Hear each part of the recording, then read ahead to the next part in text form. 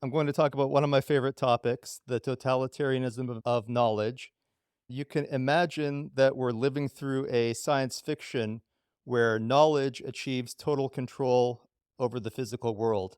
I think this goes even beyond the transhumanist dream or transhumanist nightmare. I would say transhumanism is just a subset of the idea of knowledge taking over the world.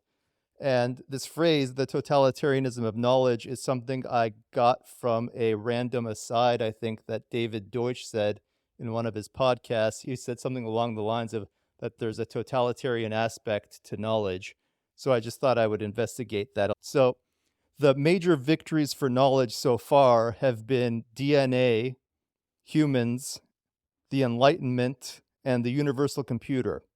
And the remaining critical inventions for knowledge to have control over the physical world are universal constructors and AGI. So let's just start at the beginning, DNA. DNA allowed for evolution, which was the first creative process that could create new knowledge and create the wings of a bird or an eye, whereas there had been nothing like that for billions of years beforehand. There was nothing implicit about the wings of a bird in the Big Bang. DNA can create knowledge randomly, but usefully through variation and selection, which at some point and somehow had a jump to universality in a general intelligence, which we call humans, which can create any piece of knowledge and can create explanatory knowledge, which DNA couldn't do. I'm guessing we are going to find some steps between DNA to humans that are critical steps in the growth of knowledge because we don't have a good explanation for what caused the jump to universality between DNA and humans. Understanding this jump to universality may be the same insight that lets us build AGI and understand explanatory knowledge creation and free will. The third major victory for knowledge after the creation of general intelligence was the Enlightenment. And the Enlightenment figured out the motivation and the mechanism for humans to create an unending stream of knowledge with two principles. One, that knowledge can be increased and improved, and two, the mechanism for reliably improving it, which is seeking out criticism for why you're wrong. And I think there's also a third part to it, which are institutions that protect the capacity of people to criticize ideas without fear of oppression or violence. Then the fourth major victory for knowledge was the universal computer. As long as you have the right program, the universal computer can conduct any information transformation task. Any computation and any simulation is now the task of creating the right program, which is itself a piece of knowledge. So the universal computer gave knowledge complete dominion over information transformation, computation, and simulation, because you no longer had to build the device to affect the transformation that you were trying to affect. All you had to do was write the right program, and the universal computer does the rest. The only remaining things for knowledge to have total victory over the physical universe are one, a universal constructor, which can make anything that can be made as long as it has the right program, and that will give knowledge dominion over physical transformation, just like universal computers give knowledge dominion over information transformation. And then finally, knowledge can replace or complement human life as we know it through an AGI, which is also just another program, another piece of knowledge, although AGI is also alive. But the AGI will give knowledge a universal explainer that can be an unending source of new knowledge to feed into the universal computer and constructor to affect any possible task in the information or physical worlds. The AGI can do the task of writing the programs because although the universal constructor and computer are universal, you still need to write the program for them to do something. And it's more than just writing the program. You have to discover the program, which is why you need a universal explainer to discover the program. Also, I want to be clear that the universal constructor doesn't exist. People are trying to invent it. But even before it's invented, we can make progress with specialized constructors that can't affect any possible physical transformation, but can do a useful subset of physical transformations. We already have the constructors to do that. They're the robots and factories that we have today. So just to recap, It was a sequence of bootstrapping tasks for knowledge to get to the point where it could have dominion over physicality. And it went like this. Evolution created the random knowledge in DNA, which had a jump to universality that created humans who can create any piece of new knowledge, and created the knowledge we call the Enlightenment so humans could have the right memes to realize their potential to create an unending stream of knowledge, which yielded the universal computer, which gives knowledge dominion over any computation or simulation. And then the universal constructor will give knowledge dominion over any physical task, and an AGI will be able to replace or complement humans to create the knowledge that is required to run the universal computer and constructor. That will be a totalitarian victory for the abstraction of knowledge over physicality. This is just a fun science fiction frame on the situation. I don't think humans and knowledge are actually adversarial. No life would exist without knowledge. Knowledge also gives humans dominion over the physical world because the universal computer and constructor both give us a large measure of freedom by kicking the problems that we're trying to solve up to the world of abstractions where we only need to write a program to affect the result that we want. You could say that knowledge is adversarial with the spontaneous development of the physical world without knowledge if you really wanted to create some drama. So, knowledge does get in the way of the spontaneous evolution of the physical world without knowledge. For example, knowledge can get in the way of an asteroid that is beaming towards Earth. With the right knowledge, we can stop that asteroid. All that said, I'm not sure that you can have the physical world that we have without knowledge. So, knowledge just may be an essential byproduct of the physical laws that we have. It's also true that none of this can happen unless we actually make it happen. So, the universal constructor and the AGI won't be created automatically. Humans have to make it happen. At the same time, to some degree, I'm not sure it's possible to stop, because if you're not going to do it, the competition is going to do it.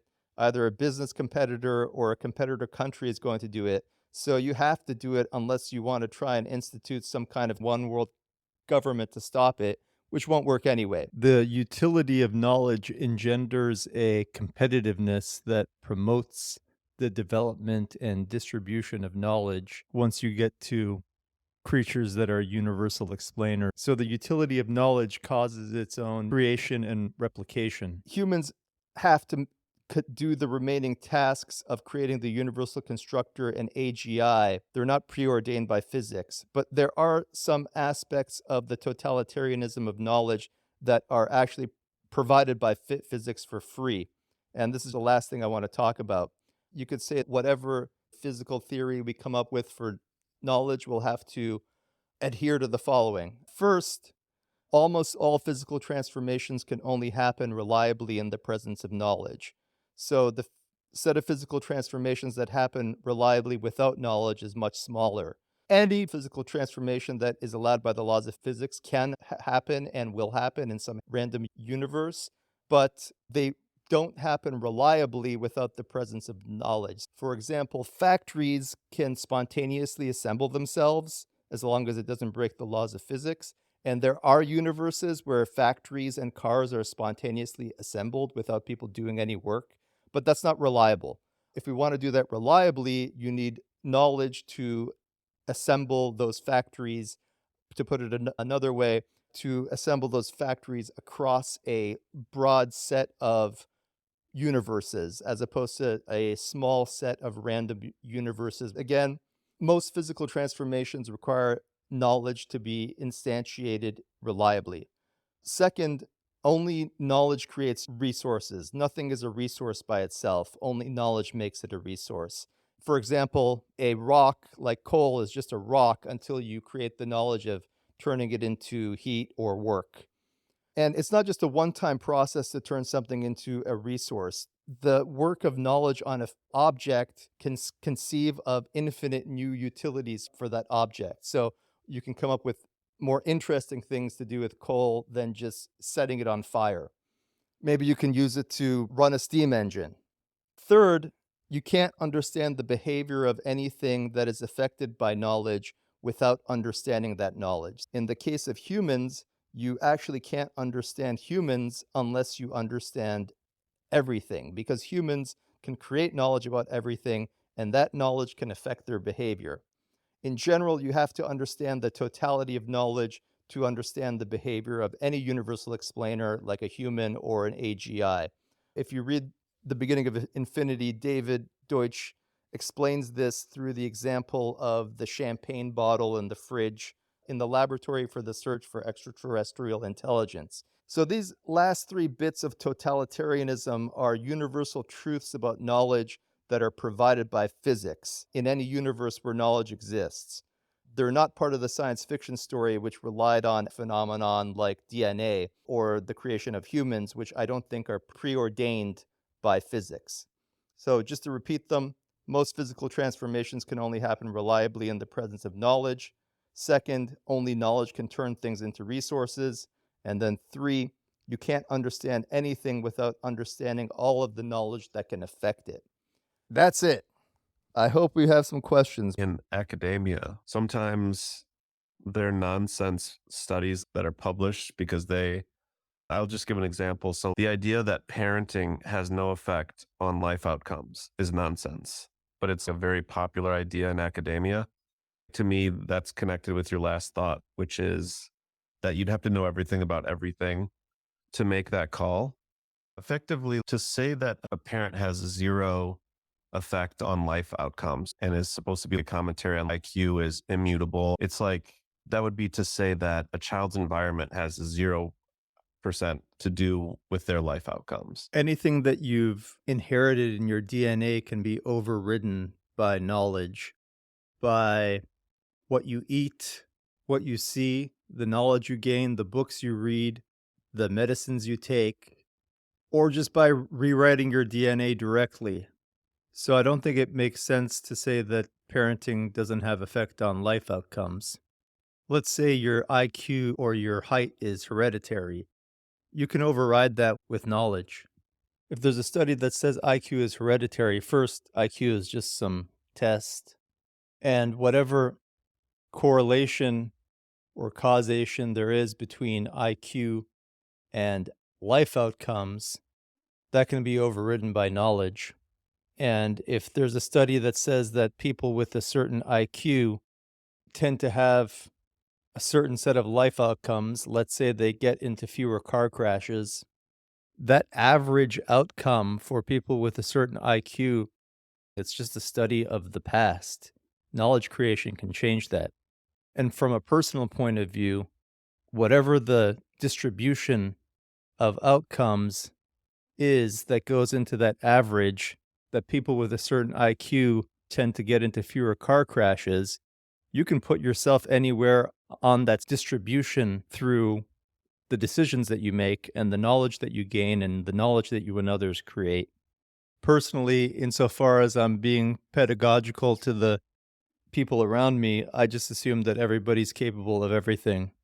That's my mindset. Do you think so? After we get to a universal constructor and then we get to AGI, do you think there's also going to be another jump to another sort of universality beyond what we have now? Obviously, it's going to be hard to predict because we're not there yet. And I'm sure you're not a big fan of predicting or prophesizing. But just for the sake of it, what do you think? First of all, the AGI has to discover the program. So maybe there's a universal way to find the programs to affect the transformations that you want. Right now, the only way we have to do that is an ad hoc process of conjecture and refutation. Maybe there are things beyond the physical and abstract worlds that we would want to have dominion over. For example, physicalists would say that even the abstract world doesn't exist. I think it does exist, but to a physicalist, abstractions don't even exist. So there may be, to people like us who only know about the physical and abstract worlds, there may be other additional worlds that we may be able to invent or discover where knowledge could or could not gain dominion over. The resources that you also need to create, run, and maintain universal computers and constructors are not trivial. So maybe that's another place where knowledge could gain dominion. Maybe the universal constructor can handle most of that. I'm not sure what the scope of the universal constructor exactly is. Do you have any ideas? Besides what you just said, I think I was just thinking of dreams, but I feel like those can be included in the abstraction world. I thought about spirituality, but I think that's also in there. That's a good point. Maybe things like qualia and consciousness and free will may have components outside the physical and abstract world as we know them. Another way to think about it is once we figure out how creativity works or we figure out an AGI that we understand, that may open up some new worlds where we could say, oh, yeah, knowledge actually doesn't have control over those worlds. And then one more question if you have time. Probability, chance, risk as it relates to knowledge. I think David has a story about what are the odds if you step outside of the rain, you'll get wet without an umbrella, and then you create an umbrella, and then what are the chances you get wet? It just goes to borderline zero. Probability and risk, and all of those are dependent on how much knowledge you have. David has a YouTube video called something like Physics Without Probability. I can't say I totally understand it, but the short form of it, I believe, is that there is really no role for probability in the physical world. Especially in the multiverse, probability doesn't exist. There are no probabilistic processes, period, in the laws of physics. And outside the laws of physics, there's also no probabilistic processes because knowledge creation can always intervene in whatever distribution of outcomes you're expecting. I think probability or risk is useful when things are just about to happen. So if there is an asteroid about to hit Earth, you could say colloquially that it's probably going to hit the Earth if we don't do anything about it. I think David may have co-written a paper on the decision theoretic aspects of the multiverse, where from the point of view of the history of the multiverse, you can conduct yourself as if the measures or the relative quantities of universes are probabilities. So if in 3/4 of the universes an electron's going to fly off of an atom, and in 1/4 of them the electron's going to stay on the atom, from the point of view of a single history of the universe, you should bet on the fact that the electron's going to fly off the atom if your bookie is giving you even odds. So probability exists from the point of view of a single history of the multiverse, but I'm not even sure that it's correct to call that a probability. Any other questions? By the time that we get close to AGI, do you expect to have any better feelings for inference? Because even in the creation of human knowledge today, there's obviously still a pretty healthy debate between free will and determinism. Do you even make a decision to turn on a light switch as we get better at understanding knowledge and get better at creating knowledge? Do we expect to have better viewpoints on where the causality is in those actions? That sounds right to me. David Deutsch says that knowledge creation is the quintessential act of free will. Insofar as we understand how AGI works, we might get some insight into free will, but that's assuming we understand how the AGI works. But we might just grow the AGI or train it in a way where we don't really know how it works. The idea that the determinism of physical laws plays a strict role in human decision making and free will is a chauvinism for physical laws. Physicalists believe that everything is determined by the explanations that we've created for the motion of electrons that we have tested by observing the motion of a line on an oscilloscope through a incredible chain of theories. They believe that explains everything. It doesn't. It incompletely explains some physical phenomenon. And the idea that you're going to take the determinism of those laws and apply them to everything is nonsensical when you consider the fact that the physical laws don't even explain themselves. You need a chain of abstract reasoning to explain or communicate or understand or make use of physical laws, and that chain of reasoning has nothing to do with physics. So determinism is a chauvinism for the physical explanations that we have, but there is something about our best explanation of physics that we should consider to be always true. Whatever explanations you come up for things like free will or what to have for dinner need to adhere to the laws of physics. So Even though physical explanations don't explain other phenomenon necessarily, they do constrain those explanations that might exist at other levels of emergence. So my initial attempts to explain free will would not start with, okay, let's assume that free will contradicts the laws of physics, because the laws of physics have been hammered into a absurd utility by the forceful criticisms of nature. Maybe, and folks, great to connect. Your point about free will is a super interesting one, and something I've explored quite a bit through my first-hand experience. I think a lot of times free will is portrayed as, hey, it's the ability to choose one path over the other, right? Our action. But if you think about it, any action is preceded by a thought, right? The only way I could say I have free will is if I could say, hey, I could create an intentional thought. But whenever I try to observe the creation of thought, I cannot map it to that granular level that, hey, I'm creating the thought. The thought happens and I observe it and then I attribute it. And it's attributable to a bunch of things from my past, like habits, intentions, etc. But I cannot see that micro level process of how that thought gets created. It seems like it's affected by things from the past, but still it leaves the question, is it really the thought that I created, or somehow it got created based on some circumstances by my past or my environment? If I was going to critique what you were saying, I would say that you are trying to assess the act of knowledge creation by your interoception of your internal processes, which is just a fancy word for saying whatever feelings you have about your internal processes or whatever qualia you have about your internal processes. It's probably not the best way to assess knowledge creation. That's like trying to assess how DNA works by interocepting and trying to feel how it works inside your body. It's less about analyzing the DNA, which is a physical phenomena. I'm trying to figure out what mechanisms do we have other than our observation for analyzing our experience, right? We have lots of tools to assess our experience, whether that's thinking, running experiments, using tools outside of our body like pencil, paper, and computer and MRIs. So you're saying you can do a brain scan and see certain physical things happening and you would associate it to a thought. Let me give you another example. Darwin figured out how the only other kind of knowledge creation that we have in the world, which is the knowledge creation of evolution, he figured out how that worked even before we knew that DNA existed. So he figured that mechanism out before we even knew about the physical structure for it. And he did that through conjecture.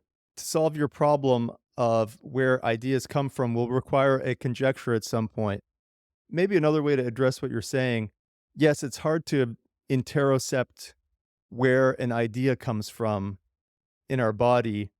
So you might say they're just happening spontaneously somehow. But if you want to use the criterion of interoception, you can also just say, yeah, it's hard to tell where some random spontaneous idea comes from, but I can also direct myself to think about a certain topic and then change topics and then work on another topic and then start thinking about what I should have for dinner.